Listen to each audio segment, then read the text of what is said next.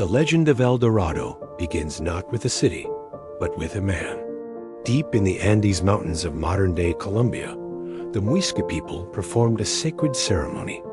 To welcome a new king, they would cover his body in sticky tree sap and coat him in a fine layer of pure gold dust, transforming him into El Dorado, the Gilded Man. He was then taken to the center of the sacred Lake Guatavita on a raft laden with treasures. There, as the first rays of dawn struck his gleaming body, he would cast offerings of gold and emeralds into the water, before washing the gold from his own skin as a final sacrifice to the gods who lived in the depths. It was a ritual of spiritual renewal, a reaffirmation of the bond between a people and their deities. It was a story of immense value, but not of wealth.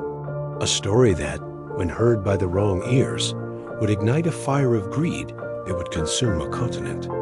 When the Spanish conquistadors arrived in South America, they were driven by a lust for three things: God, glory, and gold. They heard whispers of the Muisca ceremony, but in the translation from one culture to another, the story became twisted. The tale of a man covered in gold for a single day became a rumor of a king who bathed in gold every day. The story of a sacred lake filled with offerings became the legend of a city with streets paved in gold and buildings made of solid emeralds. The truth of a spiritual ritual was lost, replaced by a fantasy of unimaginable material wealth. This new, corrupted legend of El Dorado spread like a fever among the desperate and ruthless men who had come to conquer the New World. They were not interested in rituals or gods. They were interested in a treasure city, a source of plunder so vast, it would make them richer than the kings of Europe. The obsession with El Dorado became the driving force behind the exploration and brutalization of an entire continent. Fueled by the very real treasures they had plundered from the Aztec and Inca empires, the Spanish believed that an even greater prize must lie hidden in the vast, unexplored interior. The legend became a tangible goal, a destination on a map that existed only in their minds.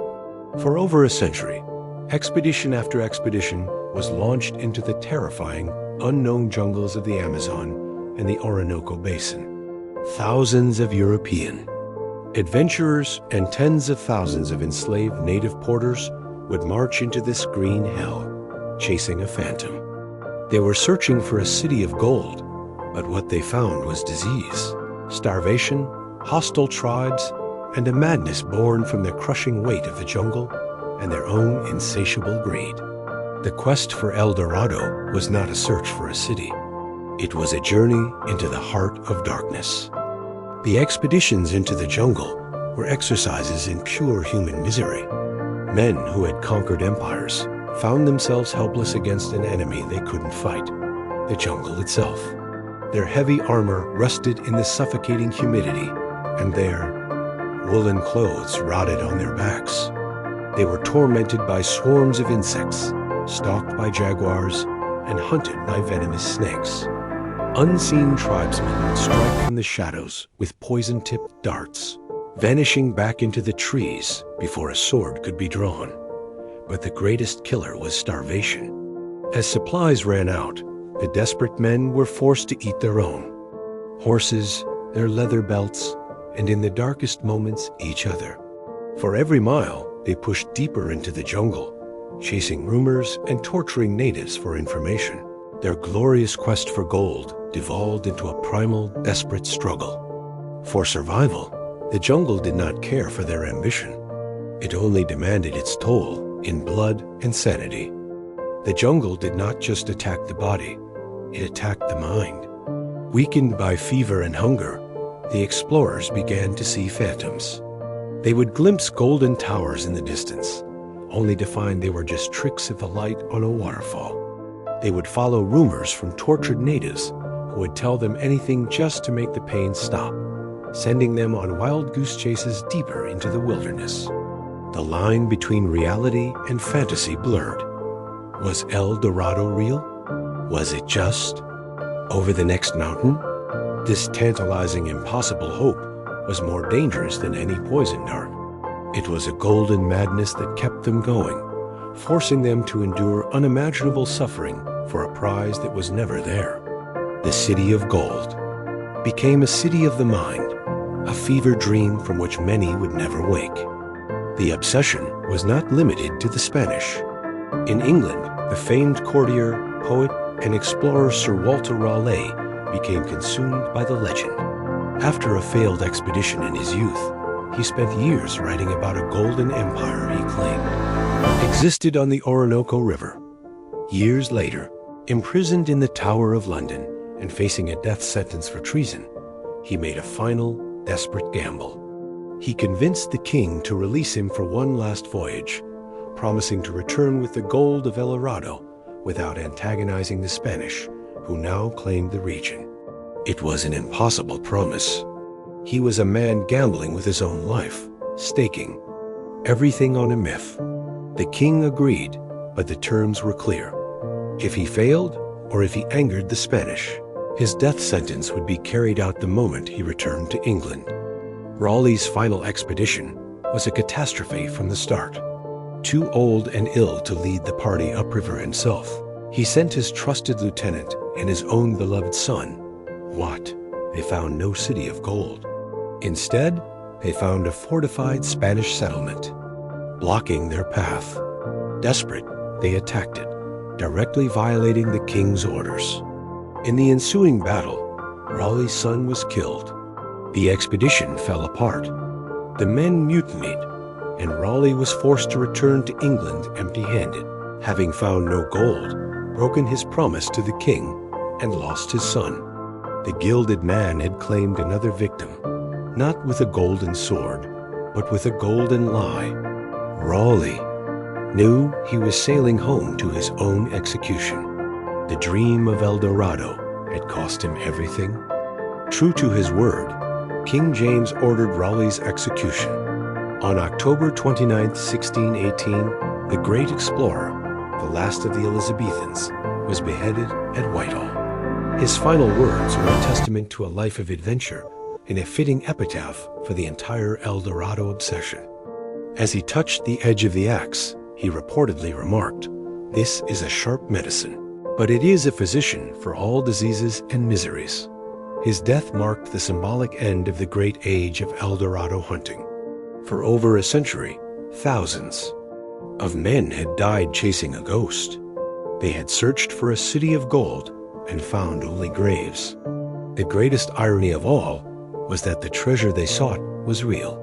They had just been looking in the wrong place, and for the wrong reasons. For centuries, the true origin of the legend, Lake Guatavita, remained a site of fascination. Several attempts were made to drain the lake, to find the supposed treasure hoard.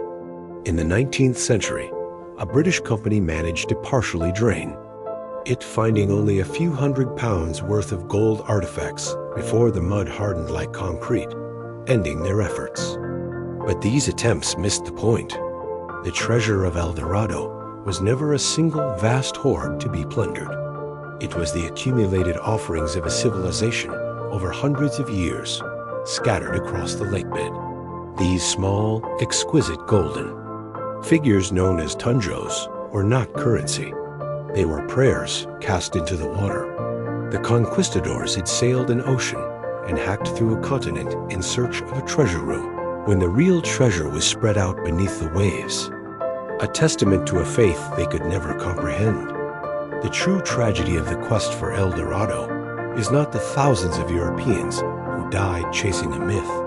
It is the millions of indigenous people who were killed and the cultures that were annihilated in the process. The Muisca, the Inca, the Aztec, these civilizations possessed artistic and metallurgical skills that rivaled any in the world. They saw gold not as money, but as a sacred substance, the sweat of the sun, to be crafted into offerings that told the stories of their people and their gods. To the conquistadors, these priceless works of art were nothing more than raw material. They melted down thousands of years of culture into crude bars to be shipped back to Spain. The real El Dorado was never a city. It was the vibrant, complex civilization that the lust for gold erased from the earth forever. And yet, the legend endures. The idea of a lost city of gold, a final frontier of unimaginable wealth, is too powerful to die. The story of El Dorado has been romanticized in books, films, and video games.